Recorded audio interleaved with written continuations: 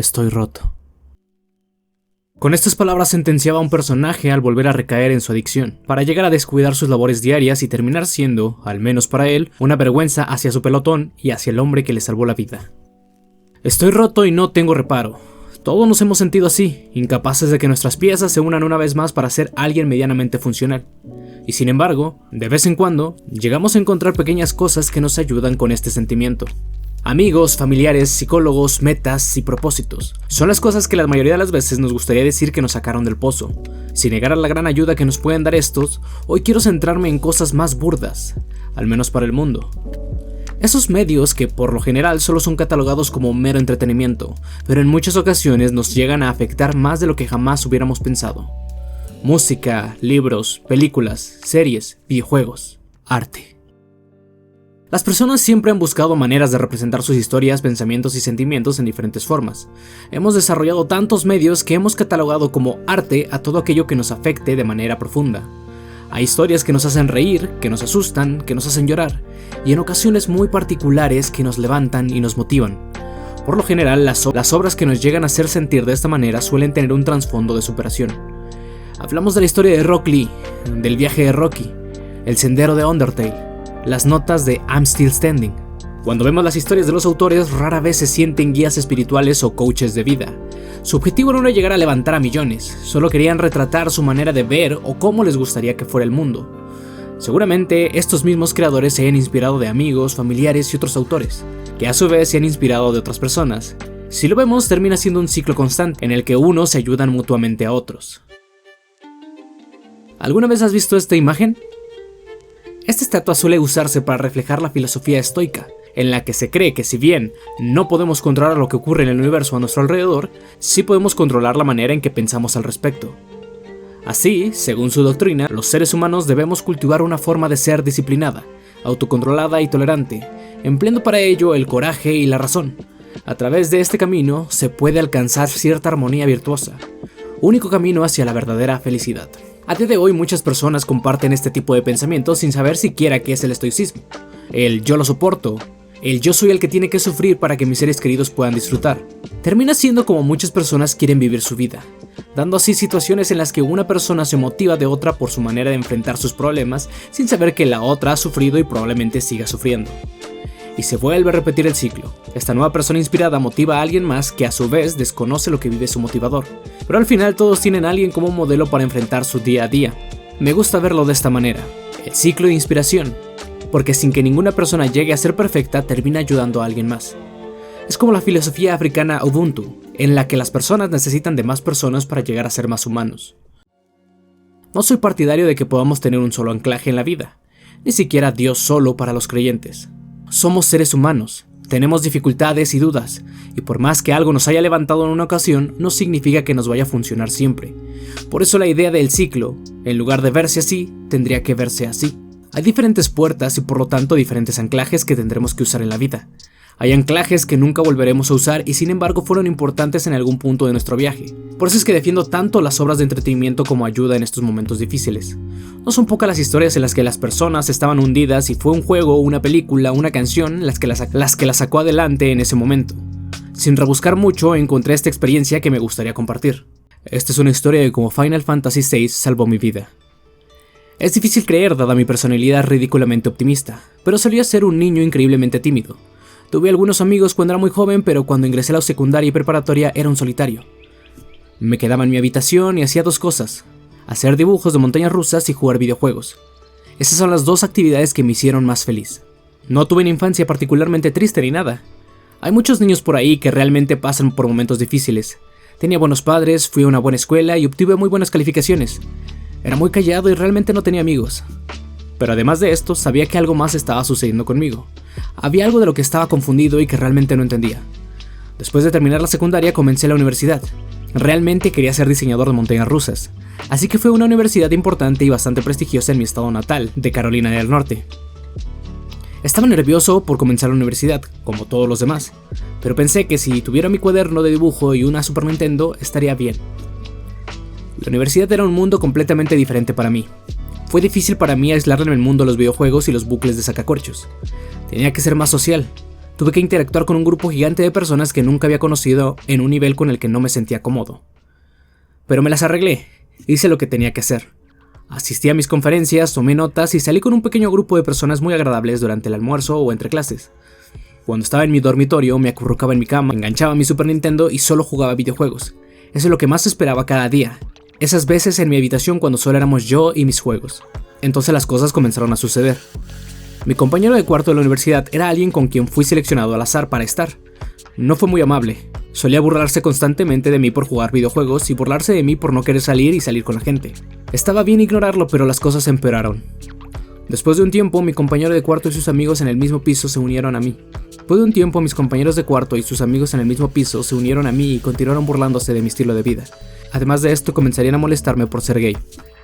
No soy gay, pensaría para mí mismo, no soy gay. ¿Por qué se burlarían de mí por algo que no es verdad? Pero tal vez era cierto. Quiero decir, estaba confundido acerca de muchas cosas y creo que ser gay pudo haber sido una de ellas. Para sentirme mejor, solo jugué más videojuegos. Dejé de concentrarme en mis diseños de montañas rusas, ya que ni siquiera tenía la energía para salir de mi cama. Las burlas continuaron, eventualmente volviéndose físicas. Fue horrible. Tenía miedo incluso de salir de mi dormitorio, y aún más miedo de hablar con alguien sobre lo que me estaba sucediendo. Tenía miedo incluso de mencionar la palabra gay en el mismo aliento que mi nombre. Hasta el día de hoy, ese primer año de la universidad fue el punto más bajo de mi vida.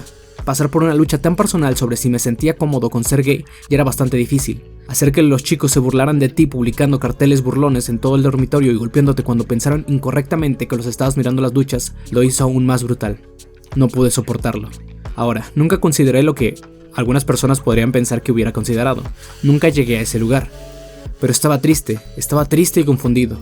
Lo suficiente como para hacerme salir de la escuela. Fui a casa un fin de semana y nunca volví. Le dije a mi familia que simplemente no quería volver a la universidad. Comprensiblemente estaban confundidos. No tenían ni idea de lo que me había pasado, así que pensaron que me estaba rindiendo al azar. Me negué a decirles por lo que había pasado, por temor a que me preguntaran si era gay. Viví en mi habitación por un tiempo después de todo esto. Viví en mi habitación y me sumergí en mis videojuegos. En un momento decidí volver a jugar Final Fantasy VI. Era uno de mis juegos favoritos y sabía que la duración del juego solo me daría una excusa para separarme de todo lo que estaba sucediendo en el mundo. No tenía ni idea de cuánto cambiaría mi vida ese juego. Me obsesioné con jugar. Cada parte del juego significaba algo para mí. Cuando Terra y sus compañeros marcharon a Sanarche al comienzo del juego, quedé fascinado. Me embelecé con ciertos personajes del juego. Terra, Celes, Locke, Sabin, Cian, Setzer, Relm. Mientras veía cómo se desarrollaban sus tristes y a veces muy trágicas historias en la pantalla brillante frente a mí. Sus historias se convirtieron en mi historia. Si bien todo el juego me hipnotizó, hubo escenas particulares que realmente me afectaron en un nivel muy profundo y personal. La ópera cuando Celes canta su aria, fue difícil para mí contener las lágrimas. El tren fantasma me conmovió inimaginablemente cuando Cian le dijo un último adiós a su esposa e hijos fallecidos. La isla solitaria. Ver a Celes luchar por estar solo y perder a alguien que amaba realmente me dio en el blanco. Cuando trató de suicidarse en el juego saltando del acantilado, casi no podía soportar mirarla. Todo se sintió tan real para mí. Cada uno de estos momentos tuvo un profundo efecto en mí. Ya no estaba jugando un simple videojuego. Estaba experimentando una obra de arte que lentamente estaba cambiando mi vida para mejor.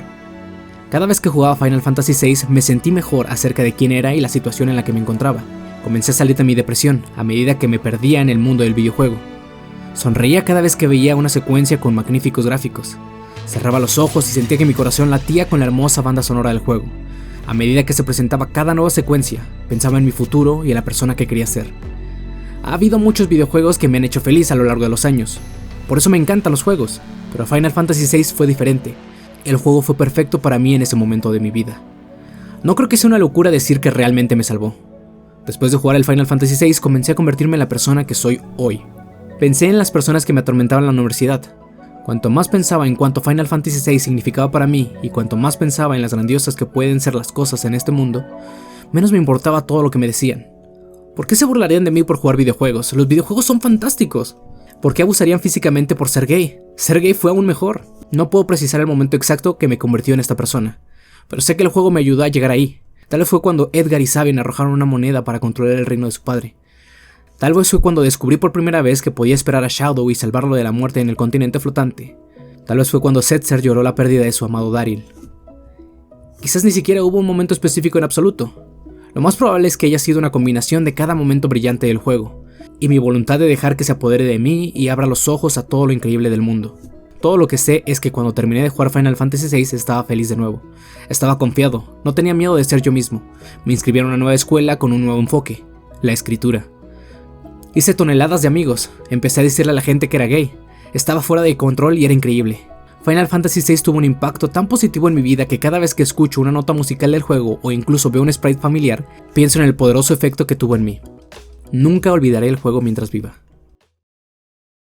Inspirado por esta bonita historia, me uno para compartirles algunas de las obras que me han ayudado en momentos difíciles. Runaway de Half-Life. La escuchaba sin parar en un momento de mi vida en el que tenía que tomar decisiones y tenía miedo de decepcionar a mis seres queridos.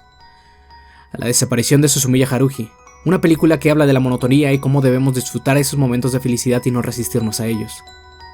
El archivo de las tormentas, en el momento en el que me sentía más bajo en mi vida, cuando me sentía un fracaso y nada me salía, esta obra llegó a mostrarme que hay un camino hasta para la gente que ha perdido las piernas, que hay batallas que vale la pena pelear aunque estén perdidas desde el principio, que hay que disfrutar más el viaje que el destino al que lleguemos. Después de todo, es lo que vivimos en esta lo que le da valor al trayecto, a escoger la fuerza antes que la debilidad. Todos estos han sido pilares importantes en mi vida, y no podría decir que uno de ellos fue una base indiscutible. Necesité de todas para terminar siendo quien soy, así como tú tienes diferentes obras que te han ayudado a estar hoy aquí. En el Antiguo Testamento el rey David escribe en Salmos: he sido olvidado de su corazón como un muerto, he venido a ser como una vasija quebrada. Lamentándose por sus equivocaciones e implorando ayuda a Dios, el alfarero divino, que lo repare. Muchos no tienen una deidad a quien referirse. ¿Quién reparará a estas personas? Es aquí donde entran todas estas ayudas al no tener un solo alfarero que los repare.